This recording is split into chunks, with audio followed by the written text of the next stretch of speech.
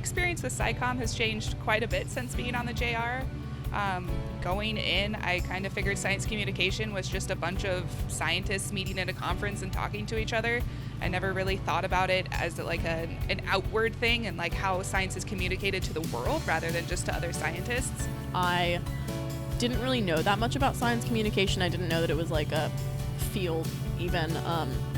And I pretty much thought that, to communicate science to the public was just like, like infographics and conferences and stuff. Everything that we did was just so eye-opening. I never really considered like how I talk about science and how we as people talk about science to each other and to the public until I started doing it. And I never thought it would be something that I thought was fun. I think now I have just a much greater appreciation for the people that do it, because I had always seen it around me, but I never knew who did those posters, who did the books or anything like that. And then doing my own, I was like, oh wow, it's actually a lot of work, but it's super important if it's not there. Having the opportunity to work on an actual scicomm project was huge to me. Like I got the opportunity to actually learn what it takes to communicate science and to a specific audience and like what it takes to target that audience. And there's a lot that goes into it and it's a really important field. And I'm really glad I got to break into it a little bit and hope to carry that into my future. I was in the video editing group, and it was super fun, and I think it really connected with a lot of younger audiences, which I thought was super cool, and we got to spread a lot of complex science in a very unique way to younger audiences that will hopefully inspire them as well. I normally love just doing hands-on things, making posters, 3D models of stuff, and I hadn't really dived into the video editing world too much, but taking a dive back in was pretty nice, and it's definitely a good skill to have overall, so it was an awesome project. I loved it.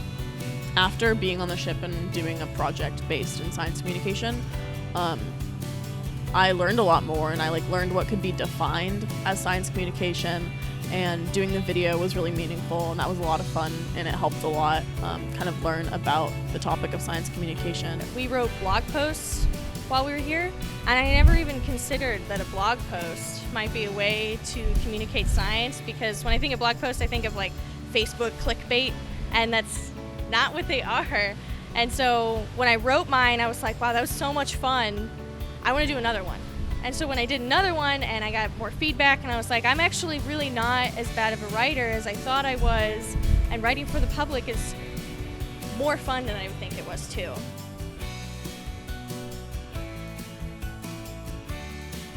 I think the hardest part about it was not getting too in my head about the fact that it had to be perfect, and just focusing on my audience the whole time, and just focusing on elementary school kids and why I thought it was important that they knew about plastics.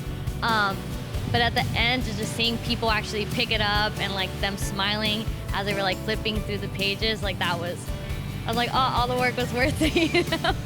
You're trying to communicate science to a group of people. You have to define that audience, but it definitely made me learn to think about that audience specifically, and what I can do to make that audience become more engaged and more active within the science. I think it's really insightful, and it's really useful for the future for scientists and scientists working with scientific communicators to really understand that mechanic and how it could be useful for a broader audience, because just in general, if more people know about a certain scientific concept, usually people are more sympathetic towards it and more understanding. I feel like a path in my future has just been cleared away, and I have this goal that I can see now, and it's really because I did all these scicomm projects and I watched everyone do theirs on this trip, it made me realize that